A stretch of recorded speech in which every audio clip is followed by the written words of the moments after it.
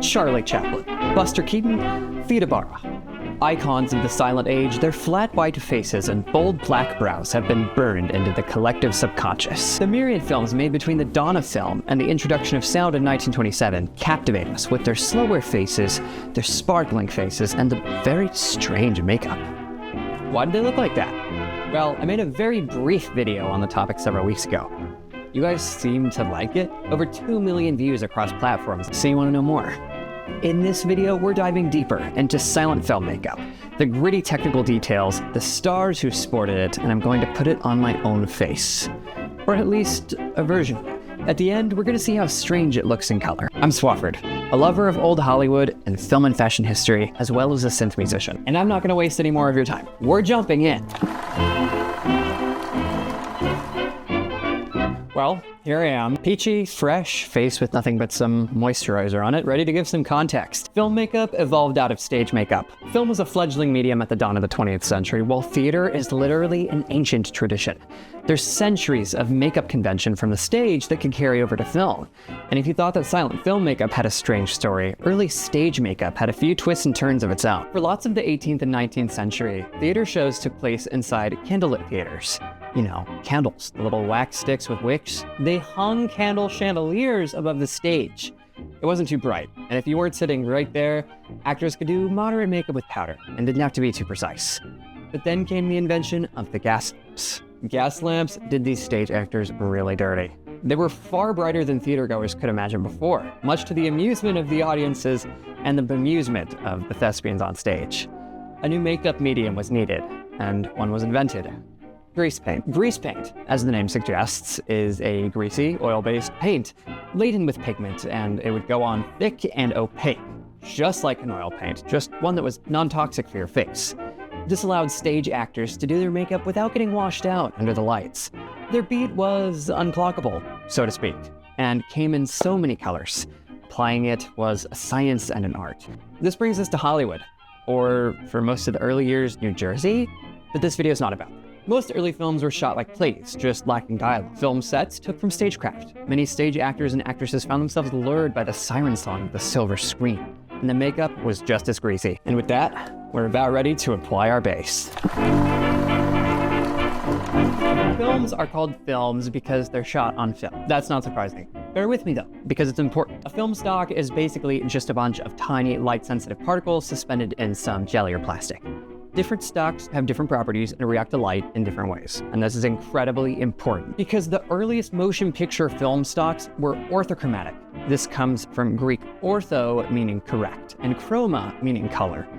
Film stock reacting to the correct colors. This leads us to the emergency room where we are now. It's a bit of a misnomer because it merely refers to it being better than earlier completely blue sensitive film stock because it could also react somewhat to green. Orthochromatic films, basically, they did not give a F about the warm part of the light spectrum. They only reacted to blues and purples, and it tapered off as you went towards the red part of the spectrum, with pure red photographing as pure black.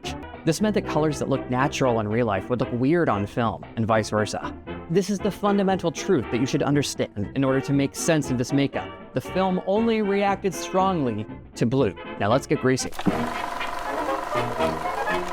A quick disclaimer, I'm a history lover, not a makeup artist, so I don't have expensive products or technique, but I do have a bunch of references and historical info I'm going to follow to get this as close to looking like the real thing as I possibly can. Starting with the base.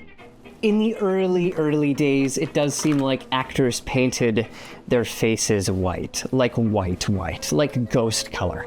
But it seems as time went on, directors were like, okay, we don't need to do all of this anymore, and got slightly more sensible, but only slightly. I'm going for a makeup look that may have been worn by a leading man in, say, the early 1920s. It seems like the actual color of the base varied, but it was super important for most of us to make it thick. Any red spot, any little blood vessel or slight imperfection, and it would show up as straight black and be very distracting. The natural unaffected Caucasian skin tone, like mine, would photograph as gray and kind of dingy. I used this shot of the 2019 film The Lighthouse in my short video intentionally. This film deliberately recreates an orthochromatic look, an express pursuit of that dingy, moody look. I thought it was a super cool example. It seems that base colors ranged from a light yellow to a very pale pink. Of course, you couldn't go too deep into pink because the red it contained would cause the skin to darken. I'm going to be using this old, pale yellowish foundation that I found. And I'll be mixing it in with some white and some yellow face paint here to make the color more apparent. The old makeup guides say to apply it in streaks and then blend it in.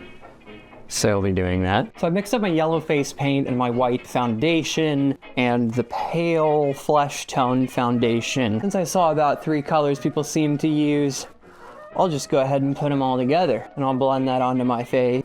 And always making sure to get it onto my neck too, of course. Just adding more yellow. More of this pale flesh tint.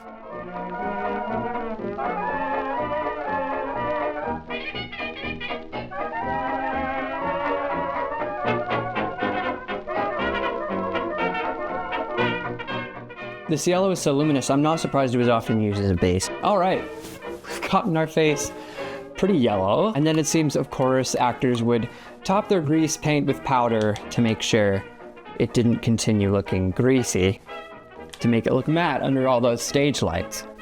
And once you feel like your base is sufficiently ghastly, then you know you're about ready for the orthochromatic camera. A fun fact about orthochromatic film makeup: since red photographed as dark, often contouring was done with powdered rouge or blush tone. You can make your face appear smaller or carve out your cheekbones. It is not a new thing.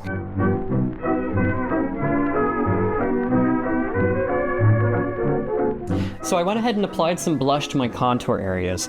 If you were to actually rouge your cheeks, you were advised to do so sparingly because they could end up looking oddly dark. But you could go in with a cooler tone, so I'll be applying just a little bit of lavender powder to my cheeks. Well, in color we're looking a little strange, but I'm sure in black and white will look perfect. We'll just have to see at the end of the video. But now we're ready to move on to the eyes. If a silent film star has but one asset, it has to be their eyes. Theda Bara's famous coal-blackened eyes helped to solidify her image and in turn establish the film archetype of the vamp. She was even given a false, exoticized backstory for her biggest films, including Cleopatra, a lost film. But again, a different topic for a different video. Even the men had very strong eyes, as you can see in this photo from 1915 of Earl Williams. It seems that the eyes were often lined with brown or black. If it's a warm shade, it'll photograph quite dark. Eyebrows were often drawn on quite thickly in brown or black. Now I'm going to go ahead and start putting the black powder in my eyebrows to create my shape. It's actually a little bit scary to do them at this distance. And I'll be going in with the pencil on top of it just to really get it super solid. Brothers, not twins, or something like that. Now I'm going to line the top of my eyes and drag the edges out very slightly. Obviously women would do that more.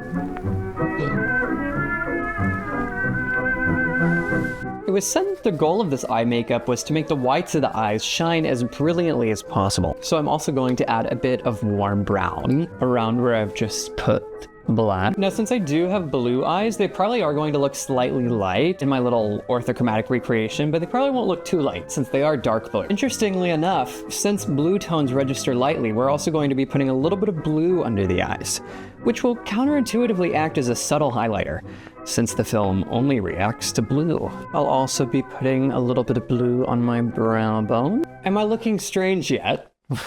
Well, trust me, under the black and white, it's going to look gorgeous. Now for silent film lips. Women were encouraged not to wear straight red lipstick as it would appear black. Some wore it anyway, of course, ever stubborn, but many realized what a cool pink would accomplish when it needed to, and it wouldn't look too dark. So that's what many went with. Men did not wear lipstick that much. It seems like they would do their lips in grease paint to even them out, and then use a subtle brown to make sure the outline was visible, but not too dark. I'm gonna go ahead and do that on my face now.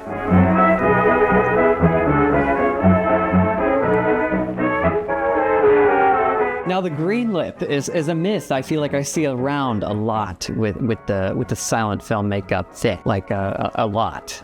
No beef with anyone who's done this. Maybe I'll even turn my lip green in the thumbnail, who knows? But this image that many people reference as I make these videos shows that this lip was actually yellow. And it seems that many actresses wore a cool pink or a neutral blushy color on lips during the orthochromatic era. It's true, not red though. Green lips did exist, and what they were used for was was makeup for early black and white TV.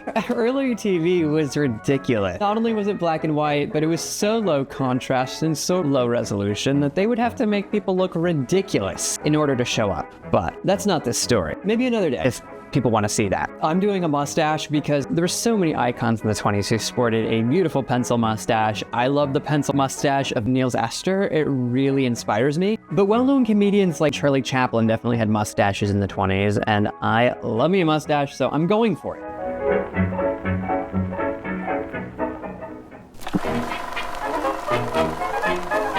And there we have it. This is the finished look. According to all of my research and practice, this is accurate 1920s silent film makeup. I couldn't find a single photograph of someone on set wearing a makeup style like this in color.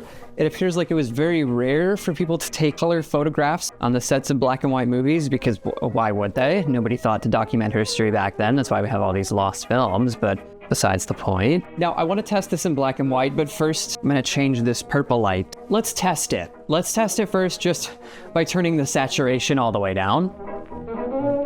Not bad. This is how it may look if it was panchromatic, a little strange. But to get the full effect, we should simulate the look of orthochromatic film by first bringing the red channel and the green channel all the way down, and then desaturating, and then raising the brightness to compensate for the fact that it's just one of 3 channels. This much better gives an idea of how this may have photographed. This is one thing I also don't get about people who do the black and white film makeup videos, just do black and white, but that would emulate panchromatic, not orthochromatic. This better gives you an idea of how it may have photographed, but it's still not perfect, of course. But I do have one more idea. These lights off real quick. And then I want to change this light to be just blue, RGB. And then let's do just blue, maybe a little bit of green. Of course, if we add the red back in, then you can start to see like this is pure white. Say it's not sensitive to red, and then we say it's not very sensitive to green either. So we bring that most of the way down. Now, if we take this and we desaturate it, this should give us the best idea of how I may have photographed an orthochromatic film. Now, of course, I'm just looking at myself in the mirror and on the camera screen, but I can just see, just from what I'm seeing right here, right now in this light, that my eyes are bright. Like the whites of my eye, it's just popping out. And so are my teeth. I can see where that high contrast look comes from. The blush is doing the job of contouring. The brows and the mustache and the eyes are very well defined. You would not know it looks a little weird in color. I think this may be the most accurate orthochromatic makeup on the internet. That's a bold claim. I guess if I'm wrong, it'll get me engagement. By the mid-1920s, panchromatic film stock was becoming common. Pan meaning all, and chroma meaning color, meaning all the colors. It would more faithfully reproduce tones how you would expect. From this time on, makeup for film became pretty normal. No more pink contour or blue under the eyes. And by the time Technicolor came around, well, that's a different story entirely too. You must like this video. You should subscribe so you don't miss all the other ones I'm gonna make that will be just like this. Seriously. My numbers show many of you have seen me before, but most of you aren't subscribed. Subscribe to take the power back from YouTube showing you a bunch of random slop. You can even consider checking out my music if you like any of these artists. I've been Swaffer, and I'll see you on the flip side.